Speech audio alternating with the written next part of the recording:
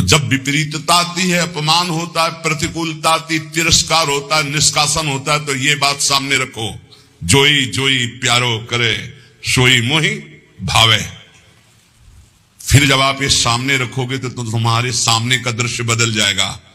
जब प्रश्न का उत्तर दे दोगे तब आएगा भावे मोही जोई सोई सोई करे प्यारी। भगवत रसिक जी कहते हैं, जो मैं चाहता हूं वैसे केली करते हैं।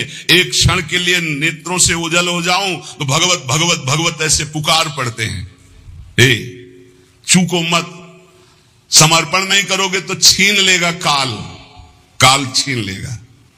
काल के अधीन है देह, ये प्राण काल के अधीन है, नष्ट हो जाएंगे। समर्पित कर दो, नष्ट होने वाली चीज तो अविनाशी मिल जाएगा। जन्म जन्मांतर से जिस महासुख के लिए भटक रहे हैं, कहीं समर्पण जाके लिखा पढ़ी नहीं करवानी है, बस आपको प्रश्न का उत्तर देना है। और प्रश्न जब आता है तो प्रश्न के रूप में नहीं आता है, समस्या के रूप में आता है। ध्यान रखना, हमारे अध्यात्म का प्रश्न ऐसे नहीं आता कि आओ बैठो उत्तर दीजिए, खड़े होइए, ये इतने प्रश्न का उत्तर मुख से दीजिए, इतने लिखित दीजिए, ऐसा नहीं होता कुछ। यहां घटना होती है। अब उस घटना में तुम्हारा ज्ञान विज्ञान खींच लिया जाएगा। अब तुम बोलो, इसका उत्तर दो, संसार की तरफ हो या हरि की तरफ। और अगर उस समय नारद जी की तरह, जैसे नारद जी का सब कुछ अपहरण हो गया, तभी उनको वो राजकुमारी प्यारी लगी, उस समय भी वो सोचते हैं कि हरि के समान हित करने वाला मेरा कोई नहीं। और एकांत में हरि की शरण में होकर कहते हैं, जे ही विधि हो ये नाथ हित मोरा करहु सुबेगी दास मैं तोरा। बलिहारी है, आचार्य है भक्ति के। प्रचंड माया की स्थिति में वो कह रहे हैं, जे ही विधि हो ये नाथ हित मोरा करहु सुबेगी। क्या बिगड़ा? कुछ नहीं। तिरस्कार, अपमान, निष्कासन, नाना प्रकार की विपरीत परिस्थितियां, उस समय तुम किस पक्ष में हो? इष्ट और गुरु के पक्ष में हो या स्वजन संबंधी व्यवस्था, बैंक बैलेंस, अपनी संपत्ति, अपनी नौकरी, अपना वैभव, क्या किधर हो? ये उत्तर है, उत्तर। और एक सेकंड में कॉपी जांच ली जाती है। आपका उत्तर आया तो उसी क्लास में रहोगे, क्लास से तो नीचे नहीं जाओगे, नामे भक्ता प्रणश्यति, पर ऊपर भी नहीं उठ पाओगे। अभी फिर पढ़ो, फिर आएगी समस्या रूपी प्रश्न।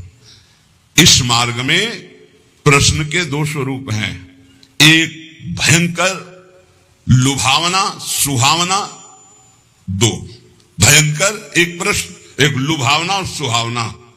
इतना सुखद जो कभी सोचा था कल्पना में, वो भोगने को मिलेगा। अब उस समय प्रश्न है, वो भोगोगे या प्रभु? अगर आपको है नहीं नहीं नाथ बचाओ बचाओ, प्रभु करुणा में, नहीं नहीं मैं फिसल सकता हूं, प्रभु मुझे बचाओ, सच्ची मानिए दृश्य ही गायब हो जाएगा, वो दृश्य ही ले रहेगा लुभावना, वहां हरि मिलेगी पक्का।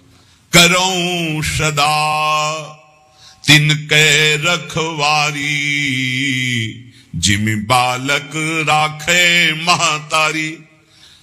पर हमें लगता है एकांत समय है और भगवान की इच्छा से ही ये सब सुख सामग्री आई। भोगो भाई, सुख सामग्री स्वीकृति, भगवान की स्वीकृति नहीं की तो गए।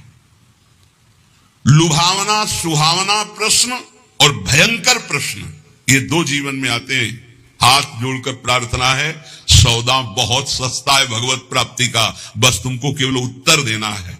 और रोज ये पढ़ाई ही है, रोज पढ़ाई जा रही है। जो सत्संग है ना, सर्वसंगोपहो इमाम, समस्त आसक्तियों का त्याग कराकर भगवत आसक्ति प्रदान करने के लिए। इसलिए बहुत ध्यान में रहो, तुम भगवत प्राप्ति के लिए कदम बढ़ा रहे हो, इसलिए सर्वस्व नाश हो जाए पर हम भगवत प्राप्ति नहीं छोड़ेंगे तो कुछ नाश ही नहीं हुआ। क्योंकि जो नाशवान है वो तो केवल नाटक था माया का, कुछ नष्ट थोड़ी होता है, कुछ नष्ट नहीं होता, कुछ भी, केवल आकृति परिवर्तित होती है। आग आग में, जल जल में, पृथ्वी पृथ्वी में, वायु वायु में, आकाश आकाश में, भगवान का अंश भगवान स्वरूप है। क्या नष्ट हुआ? कुछ नहीं। आपका परम मंगल हो जाएगा यदि आप प्रभु के पक्ष में रहेंगे। उपासक जीवन भर कदम अपने प्रभु के पाले में रखे, उस पाले में न रख दे, पर चूक हो जाती है। अगर आप प्रभु के पाले से कदम ना हटाएं तो आपके लिए प्रभु सब कुछ बनने के लिए तैयार है। सच्ची मान लेना, हमारी बात को हृदय से समझ लीजिए। आपको लग रहा है यदि मैं संसार के पक्ष में नहीं हुआ तो नष्ट हो जाऊंगा, और हम कह रहे हैं अगर प्रभु के पक्ष में हो गए तो तुम्हारा संसार भी शाश्वत हो जाएगा, तुमको संसार में भी गोविंद ही नजर आएगा, वही शाश्वत सच्चिदानंद। जैसे रस्सी में सांप भास रहा है तो ना पहले सांप था, ना मध्य में सांप है, ना आखिरी में सांप रहेगा। सांप की जो भावना बनी वो मूल रस्सी में बनी, ऐसे ही ब्रह्म में ही ये संसार है।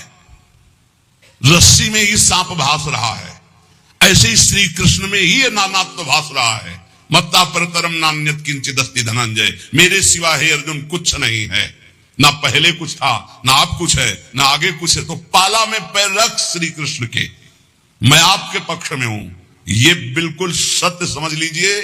कभी भी प्रश्न आ सकता है, दिन रात कभी भी आ सकता है। आपको एक बात केवल पकड़नी, हमारा पक्ष प्रभु से है। सब कुछ नष्ट हो जाए, प्रभु को नहीं छोड़ सकते। हम कैसे भी हैं, कुछ नष्ट नहीं होगा, स्वयं प्रभु ही सब कुछ बने हैं, पक्का विश्वास। हमारी चूक हो जाती है, भगवान को छोड़कर और मायाकृत वस्तु व्यक्ति स्थान का आश्रय ले लेते हैं, बहुत दूर हो जाते हैं इष्ट और गुरु से। प्यारी जू और प्यारे जू परस्पर एक ही तत्व है। आचार्य चरण इस पद की रचना करके एक रुचि, एक दृष्टि, एक प्राण, एक स्वभाव वाले युगल किशोर की आंतरिक भावना का वर्णन कर रहे हैं, और हमारे भाव में शरणागति के सिद्धांत की चरम सीमा, सिद्धांत का भी वर्णन, चरम सीमा जो अंदर भाव दिए अभी जिसकी चर्चा हुई, और प्रेम का। हमारे प्यारी जू प्यारे जू बोले, प्रीतम किशोरी गोरी रसिक रंगीली जोरी, प्रेम ही के रंग बोरी, शोभा कही जात है। प्यारी जू और प्यारे जू कहने को केवल दो हैं, ये एक ही है। इनकी ऐसी शोभा है कि ध्रुवदास जी कहते हैं कि हमारी वाणी की सामर्थ्य नहीं कि मैं इनकी शोभा का वर्णन कर सकूं। युगल सरकार ऐसे अतुलनीय आनंददाता, ऐसा अद्भुत असीम सौंदर्य, कह रहे प्रेम के ही रंग में डूबी हुई है जुगल सरकार की प्रीतम और गोरी किशोरी की जोरी। वाणी की सामर्थ्य नहीं कि मैं इनकी शोभा, इनकी महिमा, इनके प्रेम का वर्णन कर सकूं।